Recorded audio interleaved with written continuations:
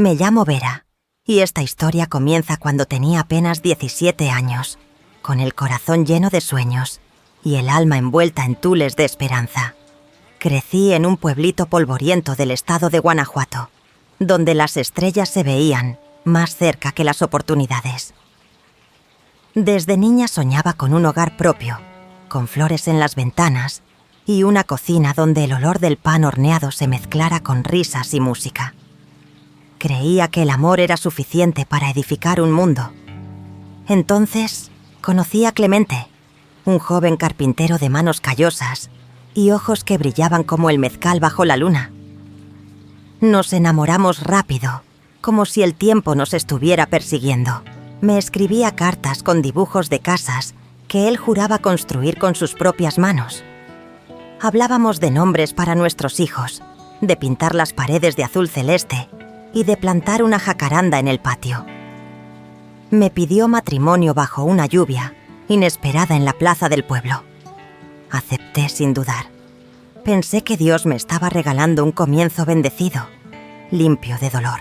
Lo que no sabía era que aquella lluvia era un presagio, un aviso sutil de que las aguas no siempre limpian. A veces arrastran. Faltaban 2 semanas para la boda cuando Clemente, con voz entrecortada, me confesó que no viviríamos solos, que la casa que imaginábamos era solo un dibujo en su cuaderno, que la realidad era más dura.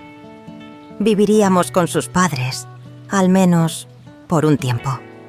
Sentí como una ventana se cerraba dentro de mí, pero ya había dicho que sí. Y en mi pueblo, una mujer que rompe un compromiso es vista como una promesa fallida.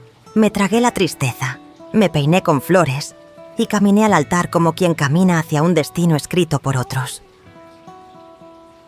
La casa de los padres de Clemente era grande, sí, pero no por eso menos sofocante. Su madre, doña Cándida, era una mujer que hablaba con los ojos, y esos ojos decían: «Aquí mando yo». Su hermana, Carmiña, era un espejo roto de sus frustraciones. No había mirada que no juzgara, ni palabra que no hiriera. Los días se convirtieron en rutina. Lavar, cocinar, sonreír a la fuerza. Me convertí en una sombra entre sus muebles. Clemente trabajaba hasta tarde, y cuando llegaba, yo ya no sabía cómo hablarle sin sonar rota. Los meses pasaron como él, polvo en la esquina de un cuarto que nadie limpia. Hasta que un día mi cuerpo me dio la noticia que nadie me había dado con ternura. Estaba embarazada. Esperaba que eso cambiara algo, que me ganara un lugar en esa casa. Pero lo que vino fue peor. Doña Cándida me trataba como si llevara una enfermedad. No podía barrer, no podía salir, no podía hablar en voz alta. Me vigilaba como un carcelero. Perdí el apetito por el mundo y comencé a escribir cartas a mi madre. Al principio no las enviaba. Eran solo mi manera de respirar. Una tarde, mientras escribía una de esas cartas, Carmiña entró sin avisar. La esperaba con reproche, pero para mi sorpresa, se sentó a mi lado en silencio. Me preguntó si el bebé se movía. Fue la primera vez que no me habló como enemiga. Empezamos a compartir cosas pequeñas. Recetas, quejas, recuerdos. Descubrí que ella también era prisionera de doña Cándida, solo que había dejado de luchar hacía años. Esa alianza secreta nos mantuvo a flote durante el resto del embarazo. Éramos 2 náufragas aferradas al mismo tronco. El parto fue difícil, largo, pero algo cambió en ese instante. Doña Cándida, por primera vez, me tomó la mano. Sus ojos, los mismos que me juzgaban, ahora parecían buscar perdón. Me dijo que todo iría bien, y por unos días creí que sí.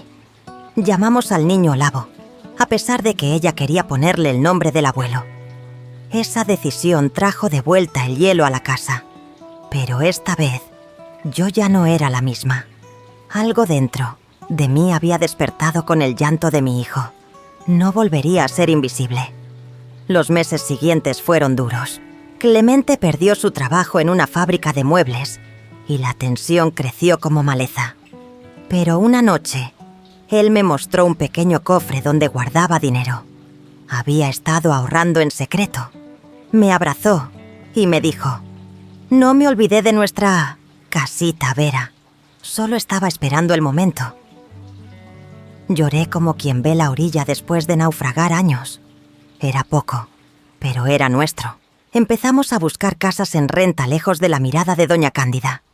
Cuando finalmente encontramos una casita humilde, con una puertita azul y un limonero en el patio, supe que era el comienzo de mi verdadera vida. Dejamos la casa de los padres, de Clemente en silencio, de madrugada. No hubo despedidas, solo una nota en la mesa. «Gracias por todo». Caminamos bajo un cielo limpio y por primera vez sentí que respiraba con mis propios pulmones, pero lo que no sabía era que la verdadera historia, la que cambiaría todo, apenas estaba por comenzar. Y fue ahí, en esa casita alquilada, donde la vida, como si fuera un cuentista con humor retorcido, comenzó a desenredar un misterio que había estado enredado en mi sangre desde antes de que naciera Olavo. Un secreto antiguo, enterrado entre costuras familiares, mentiras piadosas y silencios cómplices. Pero eso lo contaré después, porque hay historias que solo pueden ser contadas cuando uno se atreve a mirar atrás sin parpadear. La primera noche en la casita fue silenciosa, pero no vacía. Era el tipo de silencio que se siente vivo, como si la casa misma estuviera observando. Me dormí con Olavo en los brazos, exhausta, pero con una paz que no conocía desde hacía mucho tiempo. Clemente había salido temprano a buscar trabajo, y yo me dediqué a desempacar las pocas cosas que teníamos. Una caja con nuestras mantas, otra con los platos, y una más, con mis cartas sin enviar. Fue en ese desorden que encontré algo que no era nuestro. Un sobre amarillento, sin sello, atrapado entre las tablas del ropero viejo que estaba en el cuarto. Tenía mi apellido escrito con una caligrafía antigua. «Para Vera Gutiérrez, si algún día llegas aquí». Sentí un frío recorriéndome la espalda. No podía ser una coincidencia. Abrí la carta con manos temblorosas. La tinta estaba desvanecida, pero aún legible. Hablaba de una mujer llamada Isabel, que decía ser mi tía, aunque yo nunca había oído ese nombre en mi familia. Hablaba de una traición, de un hijo perdido, de un silencio impuesto por miedo. Y terminaba con una frase que me dejó paralizada. «Si encuentras esto, no confíes en Cándida. Ella lo sabía todo». Pasé el resto de la tarde sentada frente a la ventana, con la carta en el regazo. Olavo dormía en su cuna improvisada, y yo sentía que el mundo, tal como lo conocía, se desmoronaba otra vez. ¿Quién era Isabel? ¿Por qué mencionaba a doña Cándida? ¿Qué significaba todo eso? Quise correr al pueblo, preguntar a mi madre, pero algo me detuvo. Una voz dentro de mí me decía que esperara, que observara, que el pasado no siempre se debe enfrentar de golpe. Y así pasaron los días, mientras la carta se volvía un fantasma guardado bajo mi colchón. Clemente consiguió trabajo en una carpintería en el pueblo vecino. Volvía tarde, cansado, pero contento. Yo fingía normalidad. No le conté nada de la carta. No sabía cómo hacerlo. ¿Y si no me creía? ¿Y si pensaba que era una fantasía mía por haber estado encerrada tanto tiempo? En cambio, me refugié en mi rutina.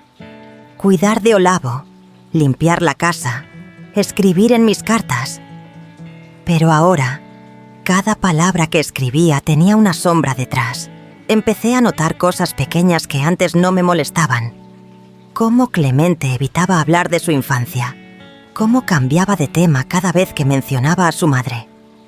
Una tarde, mientras lavaba ropa en el patio, escuché la voz de Carmiña desde 1900, la calle. Me buscaba. La invité a pasar, aunque una parte de mí quería cerrarle la puerta en la cara. pero algo en su mirada era distinto. No había soberbia, ni burla, solo cansancio. Se sentó a la mesa, sacó un pañuelo del bolso y comenzó a llorar en silencio. Me dijo que su madre estaba enferma, que preguntaba por Olavo, que había empezado a hablar en sueños, mencionando nombres del pasado. Isabel, Lucio, un niño y el nombre de mi madre. Fue entonces que mi corazón empezó a latir como si quisiera escapar de mi pecho. ¿Por qué doña Cándida hablaba de mi madre? ¿Qué tenía que ver ella con todo esto? Carmiña no sabía más, solo repetía las palabras como si no entendiera lo que significaban. Le mostré la carta. Ella la leyó 2 veces. Luego me miró, como si me estuviera viendo por primera vez. Me dijo que nunca había oído hablar de Isabel, pero sus manos temblaban y sus ojos ya no podían mentir. Había algo que ella también estaba empezando a recordar, aunque aún no sabía cómo ponerlo en palabras. Esa noche no dormí. Me senté junto a la cuna de Olavo, observando cómo su pequeño pecho subía y bajaba con cada respiración. Pensé en mi madre, en lo poco que me había contado de su juventud, en los silencios que llenaban los domingos en casa. Siempre creí que ella guardaba cosas por timidez. Ahora empezaba a pensar que lo hacía por miedo. Al día siguiente, con el corazón en la garganta, tomé el tren al pueblo donde vivía mi madre. Llegué sin avisar. Cuando me vio, sus ojos se llenaron de lágrimas y antes de que pudiera decirle nada, ella susurró: «Encontraste la carta, ¿verdad?». En ese momento supe que todo era verdad, que mi vida, mi historia, no era solo mía, que había piezas faltantes, nombres escondidos, decisiones tomadas antes de que yo naciera. Nos sentamos en la cocina, como cuando yo era niña, y ella me pidió que no la juzgara, que todo lo que hizo fue para protegerme. Y entonces me habló de Isabel, de su hermana mayor, de una mujer que había amado a un hombre prohibido, un hombre casado con otra. Ese hombre era el padre de Clemente, y doña Cándida era la mujer traicionada. Mi mente giraba, mi estómago se revolvía. Entonces Clemente y yo... Mi madre me tomó la mano. No son hermanos, no por sangre. Pero hay cosas que una debe saber, Vera, porque los secretos pesan. Me quedé en silencio. Ya no sabía qué parte de mi vida era verdad y cuál era solo una historia mal contada. Volví a casa con más preguntas que respuestas. Pero algo estaba claro. Debía enfrentar a doña Cándida. Ella sabía. Y ahora yo también. Pasaron 3 días en que apenas pude hablar con Clemente. Dormía en el sofá, se levantaba antes que yo, y cuando regresaba del trabajo, se encerraba en el taller improvisado del patio. No discutíamos, pero el silencio entre nosotros era más afilado que cualquier palabra. Por las noches, mientras Olavo dormía, yo releía la carta de Isabel y las notas de mi madre. Me hacían más preguntas que respuestas. ¿Dónde estaba Isabel ahora? ¿Siguió huyendo? ¿Murió? ¿Volvería algún día? Una mañana decidí no quedarme con la duda. Fui a casa de mi madre, con una libreta en mano y un solo propósito: conocer el final de esa historia. Ella me recibió con los ojos tristes, como si ya supiera por qué estaba allí. Nos sentamos en la cocina, como cuando yo era niña, y esta vez no la interrumpí. Le pedí que me contara todo, lo que sabía, lo que había callado, y lo hizo. Me habló de Isabel como si aún pudiera verla, libre, rebelde, incapaz de aceptar una vida impuesta. Después del abandono de Lucio, Isabel había intentado quitarse la vida, pero sobrevivió, y desde entonces desapareció. Recibí una carta suya años después. Me dijo mi madre, con voz temblorosa. Estaba en Oaxaca. Trabajaba en un taller de costura. Pero no dejó dirección. Solo escribió que no quería que su hijo supiera de ella. Que si algún día preguntaba, dijéramos que murió. El corazón se me hizo un nudo. ¿Cómo una madre podía renunciar así? ¿Cómo podía vivir con ese peso? Pero al mismo tiempo, ¿no era ese el mismo silencio que tantas mujeres llevaban encima? ¿Callar por miedo? ¿Por vergüenza? ¿Por amor mal entendido? Le pedí a mi madre que me diera esa carta. Me dijo que no sabía si aún la tenía, pero prometió buscarla. Volví a casa con una sola idea en la cabeza: encontrar a Isabel.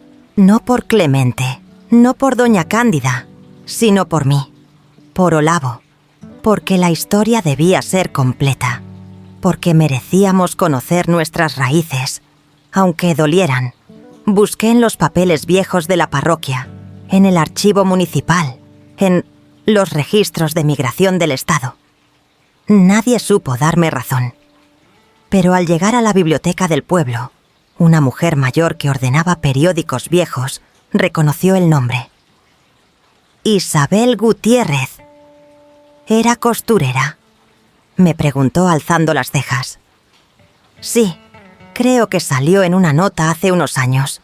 Le hicieron una entrevista por su trabajo con mujeres en situación de violencia. Mi corazón dio un brinco. Me mostró el artículo. Era de una revista local de Oaxaca. Y ahí estaba Isabel, con su cabello ahora canoso, pero su rostro todavía fuerte. Hablaba de un centro comunitario para mujeres, de justicia, de segundas oportunidades. Al leerla, algo dentro de mí se quebró y se recompuso al mismo tiempo. Isabel no había muerto, no se había perdido, se había reconstruido y tal vez aún podía encontrarse. Esa noche le mostré el recorte a Clemente. No dijo nada al principio, solo lo sostuvo en las manos por largos minutos. Luego me miró. Sus ojos estaban llenos de una emoción que no supe descifrar. No era rabia, ni tristeza. Era algo más hondo, como si dentro de él una pieza finalmente encajara. «Quiero verla», dijo finalmente. «Pero no sé si estoy listo para oír lo que tiene que decirme». «Yo tampoco», le respondí. «Pero no quiero vivir con más silencios». La semana siguiente Carmiña nos visitó. No con quejas ni con lágrimas, sino con una caja de cartón en las manos. Dentro estaban papeles antiguos, fotos y un pequeño pañuelo bordado con las iniciales IG. Al verlo, supe que Isabel había estado más presente de lo que pensábamos. Carmiña confesó que a veces la madre, en sus desvaríos nocturnos, hablaba con ella, como si la viera. A veces le pedía perdón, otras la maldecía. Yo pensé que estaba delirando, pero ahora entiendo. Isabel nunca se fue del todo. Ese mismo día Clemente y yo decidimos escribir una carta. No sabíamos si Isabel la recibiría, ni si respondería. Pero necesitábamos hacerlo, porque el pasado no se entierra con silencio, porque los secretos no protegen, envenenan, y porque, tal vez, la mujer que un día huyó también merecía volver. La carta fue enviada una semana después de que encontramos el artículo. Clemente la escribió con manos temblorosas y yo le ayudé a darle forma. No pedimos nada, no exigimos respuestas, solo dijimos la verdad, que sabíamos quién era, que no queríamos juzgarla, que su hijo la recordaba sin saber que lo hacía. La firmamos los dos, juntos. Luego, durante días, vivimos entre la espera y el miedo. Cada vez que llegaba el cartero, el corazón se me subía hasta la garganta. Pero no había respuesta. No había señales. Clemente se refugiaba en el trabajo y en el taller. Yo trataba de mantenerme fuerte, pero cada vez que Olavo me miraba con esos ojos enormes y serenos, me preguntaba cuántas verdades le tocaría cargar a él. ¿Estábamos rompiendo una cadena de silencio? ¿O solo creando una nueva versión de ella? Una tarde, mientras doblaba ropa, encontré entre las cosas viejas de mi madre una libreta desgastada, escondida en un doble fondo de la maleta que me había regalado al casarme. No recordaba haberla visto antes. Estaba cerrada con un listón verde. La abrí y desde la primera página supe que no era de mi madre, sino de Isabel. Eran fragmentos de cartas jamás enviadas, reflexiones escritas en servilletas pegadas con cinta, párrafos rotos por lágrimas secas. Hablaba de su hijo, del miedo, de la culpa, pero también hablaba de mi madre. Y lo que decía me hizo detener la respiración. Fue ella quien insistió en que dejara al niño. Fue ella quien me dijo que si quería desaparecer, debía hacerlo sola. Que era por mi bien y por el suyo. Mi mundo se volvió a mover. Cerré la libreta con manos frías. ¿Mi madre había forzado la separación? ¿Por qué? ¿Por miedo al escándalo? ¿Por protegernos a las dos? Esa noche enfrenté a mi madre. Fui a su casa sin previo aviso, sin tiempo para pensar. Le puse la libreta sobre la mesa y esperé. Sus ojos se nublaron. No negó nada. No gritó. Solo se sentó, como si las piernas ya no le respondieran. Yo era una niña también, Vera, dijo con la voz rota. No sabía qué hacer. Isabela estaba fuera de sí. Yo solo quería que sobreviviera. Y sí, le dije que lo dejara, que huyera, que era lo mejor. Y desde entonces nunca dormí en paz. No supe si perdonarla o odiarla. Estábamos todas hechas de las mismas costuras mal zurcidas, mujeres sobreviviendo como podían, tomando decisiones que las perseguirían toda la vida. No dije nada, solo me fui. Volví a casa y abracé a Olavo con todas mis fuerzas. A veces, el amor duele, pero el silencio, aprendí, duele más. 3 días después, llegó la carta. El sobre tenía matasellos de Oaxaca. Era corta, fría incluso, pero estaba firmada. No sé si puedo mirarlos a los ojos. No sé si quiero abrir esa herida, pero si insisten en venir, estaré en el taller los domingos por la tarde. No prometo recibirlos. Isabel. Clemente la leyó 3 veces. Luego levantó la vista y me dijo: «Vamos este domingo». El viaje fue largo. Yo llevaba la libreta en el bolso, como un amuleto o como una deuda. Olavo dormía en mis brazos mientras el tren avanzaba por las montañas. Al llegar a Oaxaca, el aire olía a maíz cocido y bugambilias. Encontramos el taller en una calle tranquila, rodeado de flores y mujeres bordando en silencio. Al fondo, una figura delgada, de espaldas, hilaba telas en una vieja máquina de coser. «Isabel», dije casi en un susurro. Ella no volteó. Se quedó inmóvil, como si el tiempo la hubiera detenido. Entonces, muy despacio, se levantó. Y cuando giró, vi los mismos ojos que Clemente tenía cuando me miraba dormir.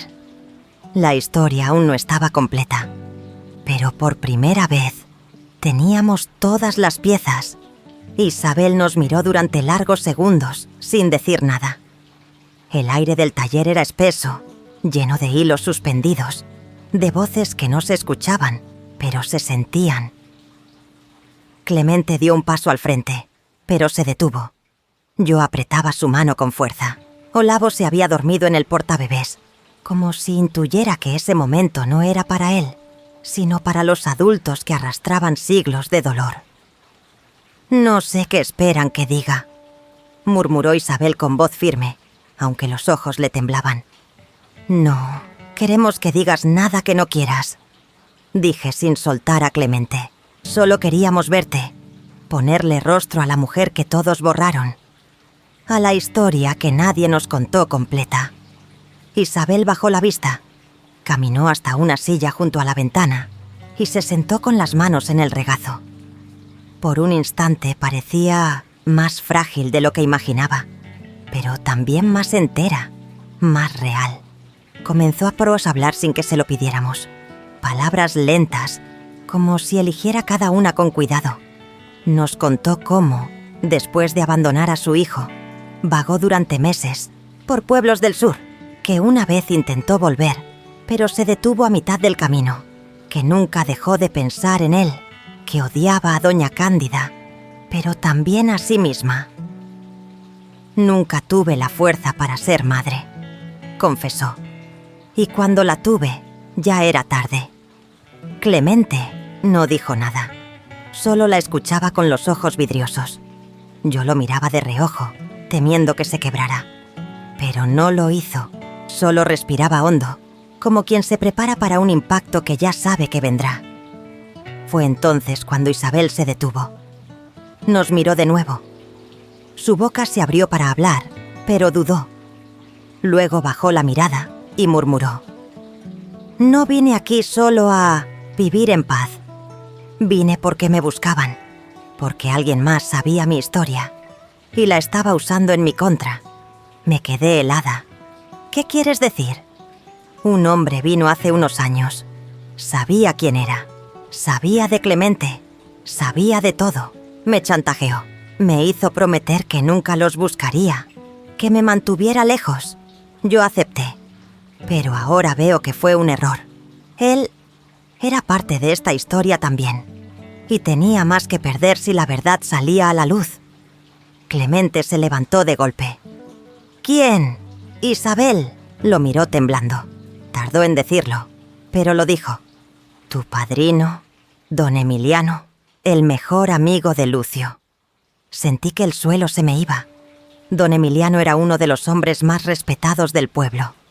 Rico, influyente, generoso. Nos había ayudado cuando Clemente se quedó sin trabajo. Nos regaló herramientas, contactos. Siempre fue amable. Demasiado amable. Pero nunca imaginé que él estuviera enredado en esta telaraña. Él sabía que Lucio me amaba. Fue él quien me denunció, quien le contó todo a Cándida. Me obligó a irme. Luego, me buscó. Me ofreció dinero. Me dijo que, si hablaba, Clemente lo pagaría. Clemente apretó los puños. Yo lo tomé del brazo sintiendo cómo la ira le subía por el cuerpo. Isabel lloraba en silencio. No por compasión, sino por vergüenza.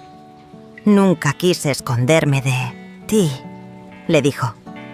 «Pero me enseñaron que una mujer como yo no merecía perdón».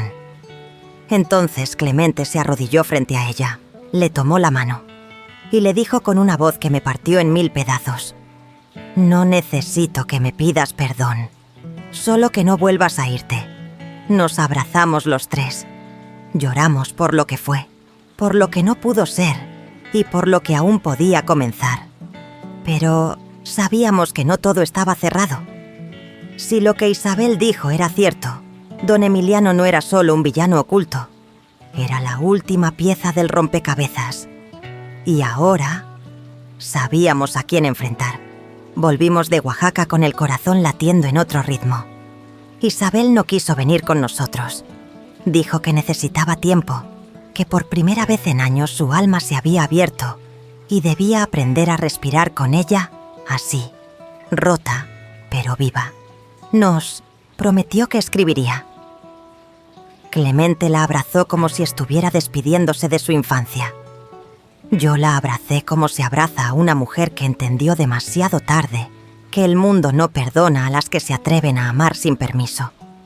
Ya en casa, todo parecía más pequeño. La casita, el taller, la plaza del pueblo. Pero lo que más me incomodaba era la figura de don Emiliano, el hombre que hasta hacía poco era considerado un pilar de la comunidad.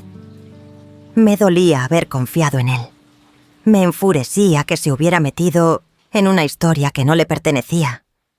Y sobre todo, me asustaba lo que aún podía estar escondiendo.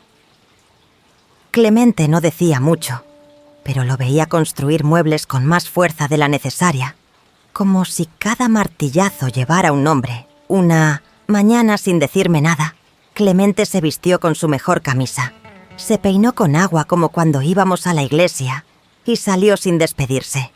Lo seguí a lo lejos. Caminó hasta la gran casa de don Emiliano, con sus columnas blancas y su porche cubierto de plantas que no parecían pertenecer a este clima ni a esta tierra. Llamó a la puerta.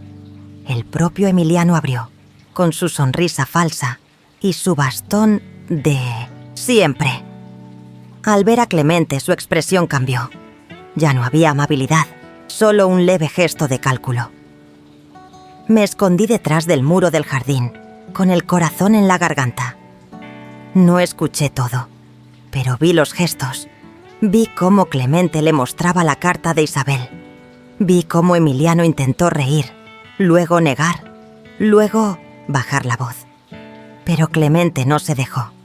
Alzó el brazo, y aunque no lo golpeó, supe que por dentro lo estaba haciendo. Emiliano, con la voz grave, soltó una frase que aún no puedo olvidar. No sabes quién soy yo, muchacho. No tienes idea del poder que tengo en este pueblo. Fue entonces que Clemente alzó la voz, y lo escuché claro. Sí sé quién es. El Lawful que arruinó la vida de mi madre. El que nos enseñó a vivir con miedo. Pero ya no le tengo miedo, don Emiliano. Y si tengo que arrastrar su nombre por el lodo para que la verdad salga, lo haré, aunque me cueste todo. Emiliano cerró la puerta de golpe. Yo corrí a abrazar a Clemente. Volvimos a casa en silencio. Esa noche, escribimos una carta conjunta con Isabel. La dirigimos al periódico local. En ella, sin nombres, sin señalamientos, directos contamos la historia. Una historia de silencios impuestos, de madres obligadas a desaparecer, de hombres que usaban el poder como escudo para sus pecados. La firmamos. Una hija, un hijo y una madre que ya no callan. A los días, la carta se publicó. Corrió como fuego por el pueblo. Todos sabían, aunque nadie decía. Nadie mencionó a Emiliano. Pero sus paseos por la plaza se hicieron más breves, su bastón más tembloroso. Y una noche, alguien rompió las ventanas de su casa. No fue justo, no fue necesario, pero fue inevitable. Porque cuando una historia se encierra demasiado tiempo, explota por donde menos se espera. Clemente y yo sabíamos que no podíamos reparar el pasado, pero estábamos empezando a escribir un presente más limpio, más libre. Isabel envió otra carta semanas después. Decía que pronto vendría a conocer a Olavo, que había bordado un chaleco para él. Yo lloré al leerla, porque en cada puntada había años de ausencia, de culpa, de amor mal traducido. Y justo cuando comenzábamos a respirar otra vez, llegó una visita inesperada. Una mujer joven, de mirada triste y ropa sencilla, se presentó en nuestra puerta. Llevaba una foto arrugada en la mano y una sola pregunta. ¿Ustedes conocen a Isabel Gutiérrez? Nos miramos sin entender. Asentimos. Y entonces, con un hilo de voz, nos dijo: soy su hija. La joven no tendría más de 25 años. Su cabello era oscuro, liso, recogido en una trenza que caía como un hilo delgado sobre su espalda. Tenía las manos temblorosas y las uñas mordidas. Pero lo que más me marcó fueron sus ojos, los mismos que vi en Isabel cuando habló por primera vez en aquel taller de hilos suspendidos y culpas no tejidas. Los mismos, solo que sin el cansancio. Aún había en ellos una esperanza confundida. «Me llamo Mariana», dijo, y nos extendió la foto. Esto es lo único que tengo de ella. Me la dio mi abuela antes de morir. Me dijo que mi madre era Isabel Gutiérrez, que se fue cuando yo era apenas un bebé. Clemente se sentó sin decir palabra. Olavo, como si presintiera la tensión, gateó hasta su regazo. Yo tomé la foto. Era una imagen antigua, desenfocada, de una mujer joven con un vestido de lino blanco y los pies descalzos. A su lado, una niña de unos 3 años sostenía una muñeca sin ojos. «¿Cuánto sabes de ella?», pregunté con cuidado. «Muy poco. Solo lo que mi abuela me contó, que Isabel tuvo que irse, que fue forzada, que nadie la buscó. Yo crecí pensando que estaba muerta, hasta que, poco antes de morir, mi abuela me dijo que tal vez seguía viva. Y vine a buscarla. Llegué a este pueblo por rumores. Alguien me habló de ustedes, de una carta, de un taller de carpintería». Clemente se frotó el rostro con las manos. Respiraba hondo.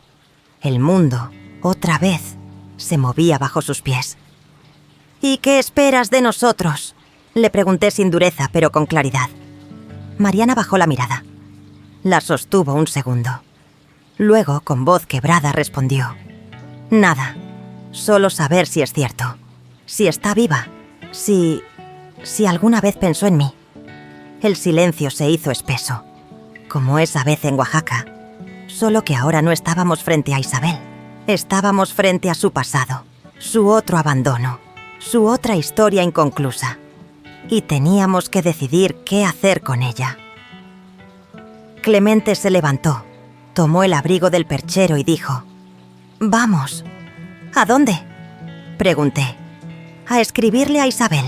Esto, ella tiene que saberlo. Tiene que decidir qué hacer». La respuesta llegó 3 días después. En una hoja doblada dentro de un sobre bordado a mano, Isabel escribió con tinta azul y letra temblorosa. No nos hablaba a nosotros, le hablaba a Mariana. «Te busqué. No lo sabes, pero lo hice. Después de irme, viví con el peso de no haberte dado un hogar. Tu abuela me lo negó todo. Me amenazó. Me dijo que mejor te creyera huérfana que arriesgarte a ser hija de una mujer que ya no tenía nombre ni permiso para volver. Me odié por años y me resigné. Hasta ahora. Si esta carta llega a ti, quiero decirte que no hay un solo día en que no haya pensado en tus manos, que no haya imaginado tu voz y que, aunque no sé si merezco que me llames madre, sí quiero conocerte». Cuando Mariana leyó la carta, no lloró. Solo la abrazó contra el pecho.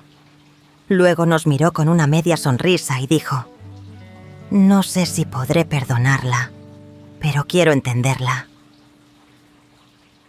Días después, Isabel llegó al pueblo, por primera vez, sin esconderse, sin disfrazarse de otra. Entró al taller con los ojos llenos de vértigo y se encontró cara a cara con Mariana. No dijeron nada al principio. Se miraron como quien camina sobre ruinas y encuentra, entre los escombros, una flor inesperada. Y entonces, sin guión, sin palabras preparadas, Mariana habló. «Te esperé muchos años, no como madre, sino como verdad». Isabel se quebró. La abrazó, no como quien pide perdón, sino como quien, por fin, acepta que lo merece. Aquella noche, la casa olía a pan dulce y a café de olla. Isabel, Mariana, Clemente, Olavo y yo nos sentamos alrededor de la mesa. No éramos una familia convencional, pero estábamos intentando ser algo nuevo, algo que se parecía a sanar. En el silencio alguien golpeó la puerta. Era el cartero. Traía un sobre sin remitente. Clemente lo abrió. Adentro, una nota breve. «Ustedes creen que esto terminó, pero hay nombres que aún no han sido dichos. Cuiden a Olavo. Él es más importante de lo que creen». Nos miramos, helados. Isabel palideció, y supimos que la historia aún no se había terminado de contar. La nota permanecía sobre la mesa, abierta, muda y punzante. Mariana la leyó varias veces. Isabel no decía nada, pero sus manos temblaban. Clemente, con Olavo dormido en brazos, parecía clavado al suelo. Yo me obligué a leerla en voz alta, una vez más, como si repitiéndola pudiera entenderla mejor. «Cuiden a Olavo. Él es más importante de lo que creen». ¿Qué significa eso? Pregunté. Nadie respondió. Fue Mariana quien rompió el silencio. ¿Creen que es de Emiliano?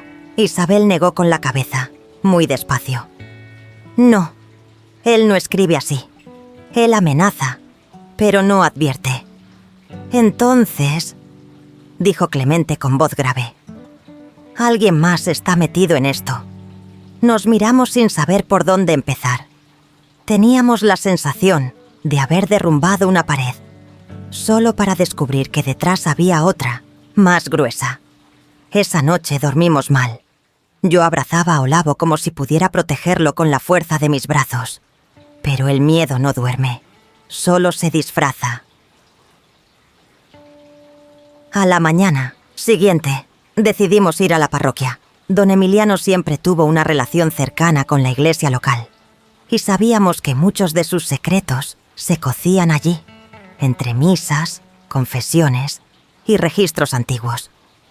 El padre Basilio nos recibió con esa mezcla de amabilidad y sospecha que solo tienen los hombres que han visto demasiado. ¿En qué puedo ayudarlos?, preguntó cerrando su libro de oraciones. Queremos ver los registros de nacimientos. ¿De hace unos años?, empezó Clemente.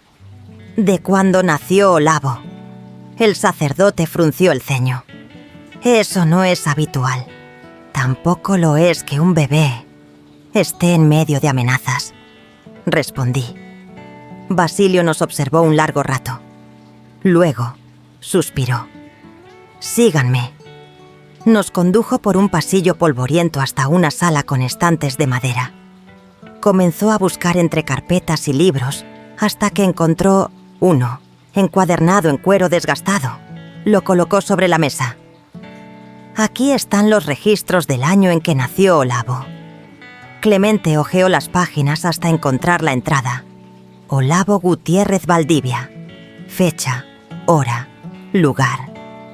Pero había algo más. Una anotación a lápiz en el margen, casi borrada. Adopción irregular. Nombre biológico. Reservado por instrucción. Clemente se quedó de piedra. Mariana soltó un murmullo. ¿Adopción? ¿Qué significa esto?, pregunté. Basilio tragó saliva. No debería decir nada.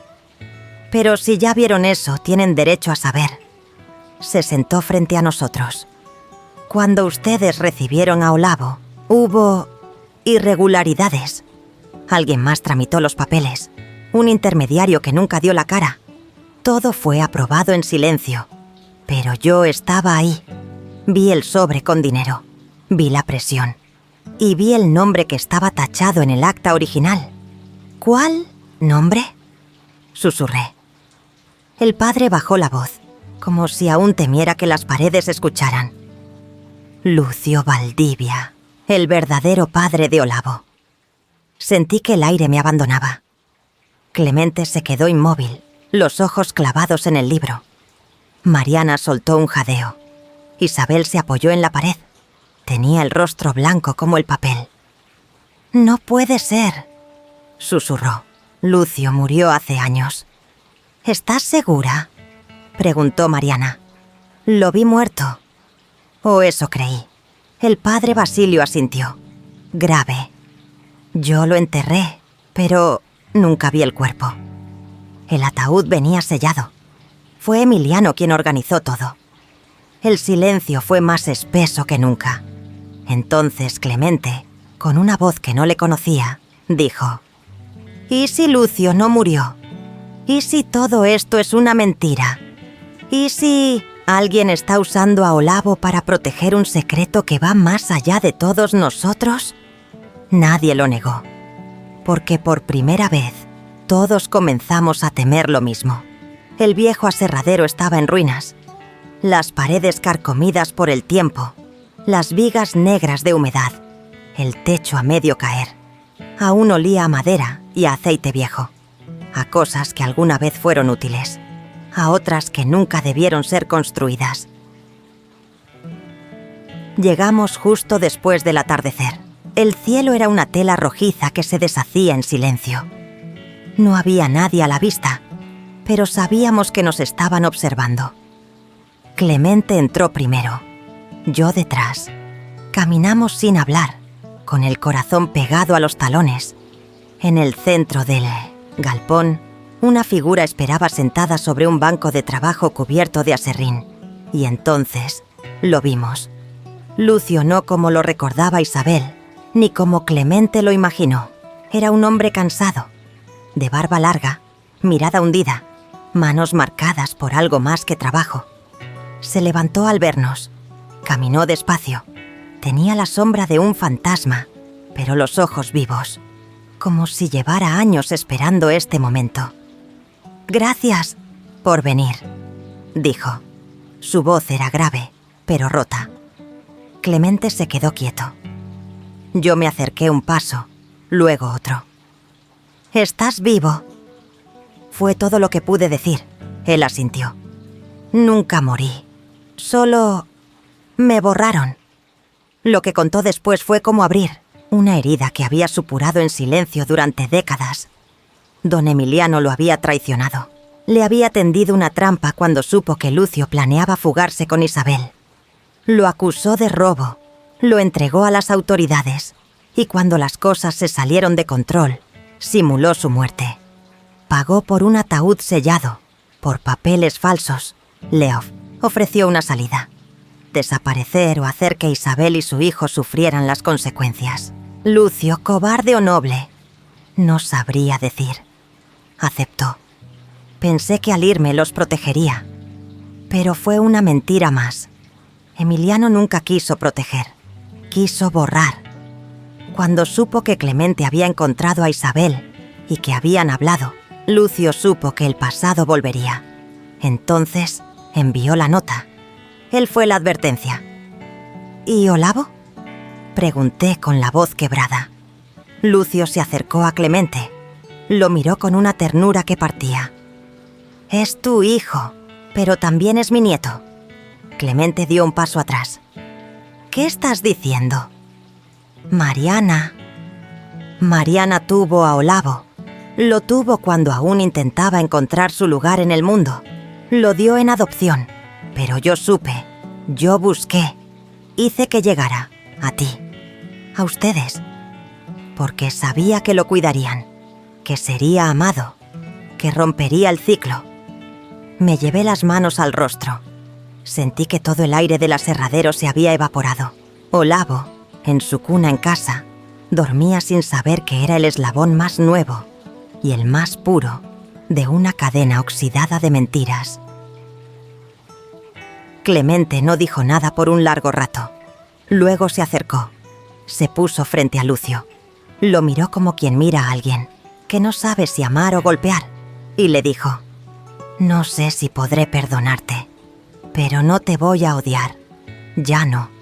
Ya hubo demasiado odio». Lucio bajó la cabeza y por primera vez lloró. El resto fue silencio. Volvimos a casa sin palabras. Isabel nos esperaba en la puerta. Mariana sostenía a Olavo. Nadie preguntó, nadie explicó. Solo nos abrazamos, como si estuviéramos todos en una misma orilla. Por fin, un mes después, enterramos a don Emiliano. Murió solo, sin que nadie tocara su puerta. El pueblo no lloró, pero tampoco celebró. Solo respiró, como quien por fin se quita una piedra del pecho. Lucio se quedó un tiempo, no como padre, no como héroe, solo como un hombre más, intentando reparar lo que aún podía. Se iba cada tarde al taller con Clemente. No hablaban mucho, pero el ruido de la madera les servía de idioma. Mariana volvió a estudiar. Isabel bordaba, en la plaza, con la frente en alto. Y yo cada noche, al ver dormir a Olavo, sabía que ese niño era mucho más que el hijo de una historia rota. Era el principio de otra, una donde todo, por fin, tenía nombre.